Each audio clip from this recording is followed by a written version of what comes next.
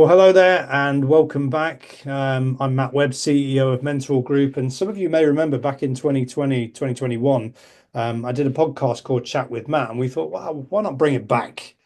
The intention behind Chat with Matt was always to bring you an insight, to bring you an idea, a marginal gain that is going to help you or your organization be more successful.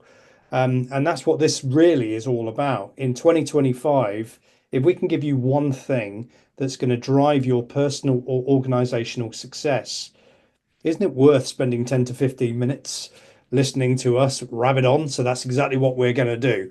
And there's no better place to start than with the customer, because actually, without the customer, most of us don't have a business.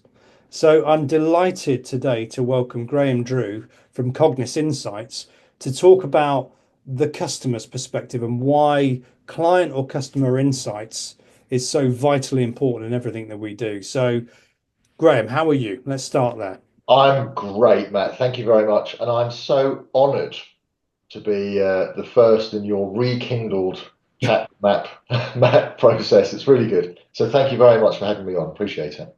It's a pleasure. Thank you for taking the time out. And we'll hold the honoured bit until we get to the end of this recording, and then we'll decide whether it's an honour or otherwise. So, the reason I'm delighted to have you talking today is because, as mentioned, we don't always think as organisations from the perspective of the customer.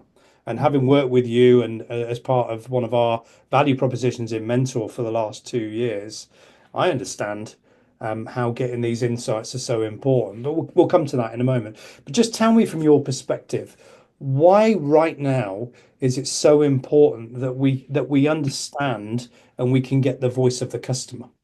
Yeah. Well, it always has and it always will be. That's the point. So this is all about understanding what customers really think, what they really value, and why, and being able to really optimize everything you do to work best for the customer. So whether that's in the way the customer buys, so a world you're very familiar with, Matt, in the sales process, which I always think about it as the customer's buying process. How do you make that really work best for them? Whether it's in their in-life consumption of the products and services that whatever any organization is selling to them, how do you make that really optimized for the customer? And you could argue, that's critically important now. It will be critically important in the future because, as you very rightly said at the beginning of the intro, without customers, there is no business. Yeah. So everything I do is intensely focused on that customer experience. Okay. And what's really interesting is 2024 for some organizations would have been a difficult year. And when that happens, it can sort of shift the mindset subtly to be a bit more inwardly focused than a bit more outwardly focused. By that, I mean we think inside out rather than outside in, Mm. i.e., it's everything that we're doing in the best interests of the customer. Give me your sort of experiences of where you've seen that inside out approach and the impact that's had on maybe performance, but also the customer experience. Yeah, look, 2024, what we've seen with our clients is 2024 was a tough year. Yep. And we're all hoping 2025 is going to be better. But what's interesting is when people have a tough year, what happens is they start looking at what do they need to improve. And you'll have seen this, Matt, with your own clients as well. You'll have seen organizations looking around thinking, okay, it's a tough year. What do we need to make better? What are the action plans we need to put in place to improve things for our customers? And some of those can be quite significant changes, quite significant investments. Now, what I see with my customers is they're doing that based sometimes on assumption and hypothesis. They're using the best information they have to decide what needs to be improved, what can they improve, and how would they go about it. And the critical missing part of that equation, which I like to think we bring, is the customer ground truth. So we bring the final bit of the jigsaw that says, okay, you think you need to know, sorry, you think you know what can be improved for your customers and why. You think you know how to go about it, but actually, are you really certain? Do you have full confidence to execute? And time after time, we see organizations going into a lot of internal navel gazing, a lot of internal debate as they're trying to work out, actually, we've got scarce resources, scarce budget, finite amount of time. Where do we focus our efforts? Well, imagine a world where actually you knew with real confidence what you needed to do and why. And that was coming directly from the voice of your customers, completely unfiltered, coming straight into your organization, because what you're going to hear from customers is fact as far as they're concerned. So to answer your question, Matt, what we're seeing is organizations really searching out to get that customer fact, to bring that back into the business, to be the basis for their business case, and very often to make the changes they want to make, the improvements they want to make, to great effect in many cases. Yeah, and I like that because it takes away some of the unconscious bias. You use the words nasal gazing and assumptions. Human nature says that sometimes we project what we think is going on rather than what is actually going on. And I remember years ago I did an NLP practitioner course, and it was years ago now. And people will make generalizations. So they'll go, well, we're always great at customer experience, or we always delight our customers. And NLP practitioners will go, well, how do you know? Who told you that? And then you go, well, we don't know unless we do a customer NPS, which is going to do a numerical and sometimes some verbatim. And interestingly, I did a set of fireside chats with a client recently. And it was fascinating because we were asking, well, what do you need to do as an organization to delight your customer from a seller's perspective? And I was expecting all sorts of, really convoluted ideas and big picture thinking, but we didn't get that at all. What I actually heard was, well, we need to listen more. We need to be more responsive. We need to take ownership. So some of those foundational things were coming through really clearly. So what are you hearing in your conversations with customers of your customers? What are two or three of the things that they're telling you that their organizations could be doing differently or better? Well, there's a lot in what you said, by the way, and that concept of really really listening is very hard to do. And I think it's very hard to do in the construct of a buyer-seller relationship, because those conversations are always influenced by those two dynamics. And really, that's where kind of we come in as the independent. We've got a completely open agenda. Our job is just to be super curious about what's actually happening. So we perhaps have those conversations in a slightly different way. To answer your question, what are we hearing? There are, irrespective of the kind of sectors we work in and the organizations we work with, there are themes that come out in different ways, but there's consistency in those themes. And I'll just highlight a couple of them. What we really hear from customers is that their suppliers don't really know what they value and why. Yeah, And that sounds like such a simple thing to say. And I would hazard a guess that anyone listening to this podcast who's a supplier, whether you're in sales or like the in-life delivery of services and products, you'll have a pretty good idea, you think, of what your customers value. And you will, to be fair. You'll know a lot of that stuff. But what time after time we get surprised by is what those end customers say they truly value. And quite often it's not the things that the supplying organization will have a front of mind. yeah, So there's really unexpected aspects to what customers value. And of course, that will be different in every case. The critical thing is understanding the why. Why do they value what they value so much? And the reason that why is critical, back to your point about 2024 being a tough year and 2025 and changes and so on, organizations must protect the things they're great at as they go through change. Now, yeah, if that change is being driven by a need to do things differently, to be more competitive, or because of growth, that would be a great place to be, wouldn't it? yep, What we help organizations do is understand what they're brilliant at so they can protect it as they grow. And of course, to understand the things that they need to be better at and so they can make changes appropriately. Can I give you an example yeah. Please do. of a Yeah, customer absolutely. doing something right that they didn't know they were doing right? So we were working with an organization a couple of years ago, excuse me, who a manufacturing business shipping products all around the world. They thought their customer survey information and was telling a bit of market research was telling them they had an availability problem. So customers were saying they couldn't get access to the products they needed when they needed them, and they were going through a big program to make improvements to manufacturing capability and their logistics organization. Big investment, big investment to make products more available.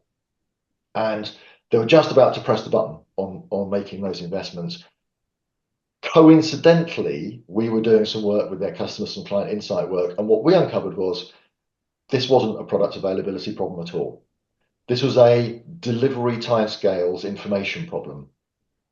So customers didn't really mind whether time to order was a week, 3 weeks, or 4 weeks. It didn't actually matter. What really mattered was having access to that information. So, suitably equipped with that really quite interesting insight, we took that back to my customer, the supplying organization, who were able to stand down their multi-million-dollar investment in manufacturing improvements and make a $10,000 investment in some web tools that just gave customers the information they needed when they needed it. Yeah. So you can see how something that's like a seemingly could even be a throwaway comment from a customer when we have these conversations with them becomes such a powerful tool when you bring it back into the organization and say, okay, you've got your assumptions and your hypothesis about what the issues are, but here's the truth in terms of what a customer actually sees. So it takes away the perception and brings it back into reality. And in our world, there's a lot of conversation and chatter around a value proposition, or looking at different value from the different personas that you're dealing with. Unless you're really good at questioning, and by the way, listening, you don't always get that right. So again, that unconscious bias creeps in. What we've also found is last year when organizations were struggling for performance, that then again shapes behavior.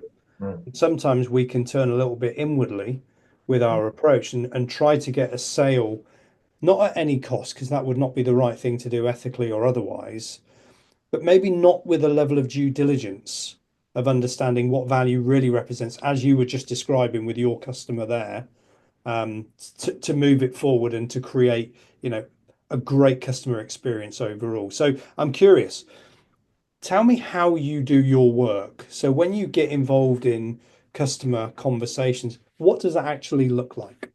Yeah, thanks for the question because it's a really important one. So, what we do on the face of it is super simple, Matt. We speak with our customers' customers Yep. and have a conversation with them just like this that really uncovers what's important to them and why. And now it's deceptively simple because what goes into making that conversation really valuable has got, more than 10 years of experience. There's a lot of psychology involved. There's a really smart process that encourages customers to want to share what's important to them because they can understand it creates value for themselves. Um, so what actually happens is we go to my customer, the supplying organization. We work very much with the account teams and the delivery teams. This is being done with them, not to them. And then once we understand that landscape, we go and have conversations with the end customers about their experiences. From an end customer perspective, what does that look and feel like? It's about 45 minutes to an hour, sometimes a bit longer, of a conversation with me or one of my associates, where we just really focus on what's important to them. So the big difference between what we do and kind of surveys and that type of thing is our conversations are very much unstructured. There's no set formula, there's no questions, there's no kind of scores out of 10 or anything like that. What we're interested in having a conversation about is what's important to that customer at that time. And the reason we want to do that is it really pulls out some quite unexpected things sometimes. And I'll give you just one example of what makes this a bit different. So one of the things that we're all trained interviewers and have a great passion for the topic. So one of the things we're finely tuned to look for is not just what's being spoken about, but we actively look for what's not being spoken about. We worked with an organization recently where they were intensely focused on price as something that they thought was important to their customers. And yet, when we spoke to many of their customers, we did quite a large project for them, price wasn't really a factor. Yeah. Look, it's always important, but it Hmm. wasn't coming up. And when you have a conversation with someone for an hour or an hour and a half sometimes, and price doesn't come up at all, that's kind of telling you something. You can't, just because it doesn't come up, you can't necessarily leap to a conclusion, but it does give you some areas to think about what's important to a customer. So the experience for the customer is easy, enjoyable. The mark for us is 90% of our interviewees at the end of that conversation will normally say, "We're really happy to do this again. Please come back and talk to us again in 6 months." And that tells us that they've found value in the conversation. Yeah. So you get a third party perspective in a safe environment, in a confidential environment, which is really important. You gather all this information, which you wouldn't get through a survey. You might get some of it, but not much of it. What does the customer then do with that information? Yeah. So what we do is we package that up in a really easily consumable way. So you can imagine if we've carried out 30, 50, 70 customer conversations. There's a lot of data, a lot of information in that. Yeah. So what we do is very often we'll video those conversations. We'll edit them so that they can be easily consumed. We'll work out what the highlights are, what we're hearing from these customers, and we'll come back and present that to my customer in a way that's really easily consumed so they can do something with it. Now, what they do with it, I mean, that's for them to decide how they want to act on that information. We say we say there's only one thing worse than not listening to your customer, and that's listening to them and not doing something about it. So really, we're just a tool, right? We're a tool to give our customers information they can go and act upon. In the case of Mentor Group and why we're so successful, I think, Matt, is when I bring back information related to potential sales improvements, well, then potentially customers can work with Mentor Group to help them address what they've heard. How do they do more of the things they're great at? How can they fix some of the things that need to be fixed? And how can they protect the things they're good at as they grow and change in their organization? Yeah, and as we know, change is about technology, process, and people. So sometimes it is capability, the way we're engaging. Often it isn't. Often it's because you were describing an example earlier that was potentially process driven or even technology led because people couldn't get access to what they wanted to get. The most important thing is we don't start from the assumption, we start from the conversation, and then we move forward from there. And I can, I'm testament to the fact that we've worked with you with some of Mentor's customers and got feedback in exactly the way you're describing it. It's been brilliant because some of it we knew, or some of it we thought we knew, but maybe validated it. Other things we didn't know at all. And what it allowed us to do is do, 2 to 3 different things, which made the customer feel loved, actually, that they really felt important. And more importantly, we were able to do something different to give them an even better service. So, we're living proof, not just through our partnership, but as a customer of yours, that these things really work. So, I would fully endorse everything that you've said. So as we get towards the end of our time together, this has been really insightful. So thank you very much. I'd love to finish these podcasts with what one golden nugget could you give? If you're an organization that maybe they don't know what their customers thinking, or they think they know, but they don't really know, what one piece of advice would you give them as a takeaway from this time that we've spent together to maybe get them thinking differently? Yeah, it's a great question, Matt. I think if there's one nugget I'd give, I'd ask any organization, think about that big project or that business case that you're building or that idea you have to make some kind of improvement and think about what a difference it would make if you knew with absolute certainty what your customers thought about that, whatever that thing is. So whether that's some kind of sales improvement, some kind of process improvement, a technology investment, launching a new product, whatever it might be, imagine how much easier your internal discussions would be if you knew the customer ground truth, what customers really felt about it. And I think that's the nugget. It's the missing part of the jigsaw, I think, for so many businesses. Yeah. And my challenge to everybody watching and listening to this podcast is a simple one, really. How well do you really know your customers? And whether you're in marketing, sales, customer experience, any other function within the business, every single one of us play a part in driving the customer experience. The customer doesn't actually mind who they're dealing with. They know that they're dealing with the brand. So everybody has a part to play. But how well do you know your customer? And could you find an insight that is going to make a difference in 2025? So, Graham, it's been fascinating talking as always. Thank you for your time. I wish you a fantastic year as we're just into early February now. And maybe we can come back later in the year and keep revisiting this, really important subject. Yeah, thanks, Matt. Love to do that. Thank you very much for having me on. Appreciate Yeah. it. Thanks, and thanks everybody for taking the time to watch and listen. As always, if you got any further questions, get in touch with us. Look us up on LinkedIn, go to the Mentor website, and we'd be delighted to talk more around, the importance of knowing the customer experience. So thanks again, and we'll see you very soon.